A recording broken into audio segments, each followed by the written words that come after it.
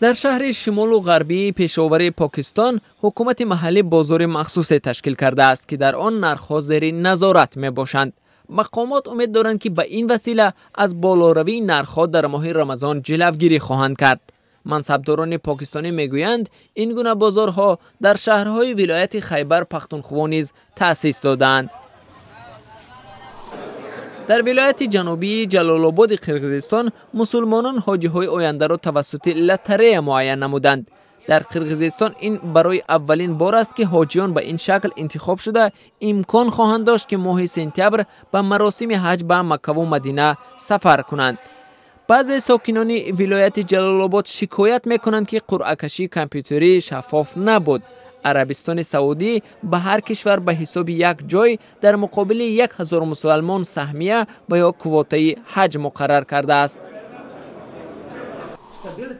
در پایتخت افغانستان شهر کابل ناظران اتحادیه اروپا قرار تأخیر اعلان نتیجه های انتخابات پرزیدنتی را خوشپذیرایی کردند.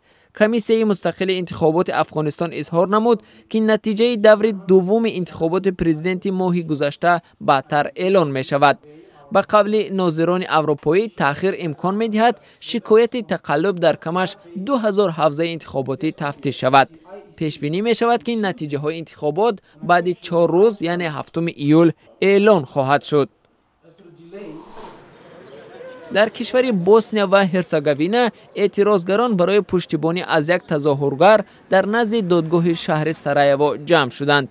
بیان سویردلین با جرم زمزمه کلمه دزدان در یک تظاهرات بر ضد حزب حاکم سوسیال دموکرات به مبلغ معادل $490 آمریکا جریمه شده است، ولی او از پرداخت جریمه دست کشیده می‌خواهد بیگناهیش را در دادگاه ثابت کند.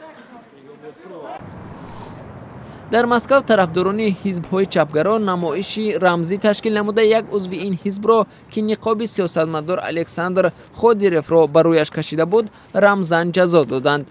خودیرف عضو حزب حاکم روسیه واحد بوده با اتهام فساد و عوام فریبی هنگام ساختمان بناهایی برای بازی‌های المپیک سوچی مواجه می باشد.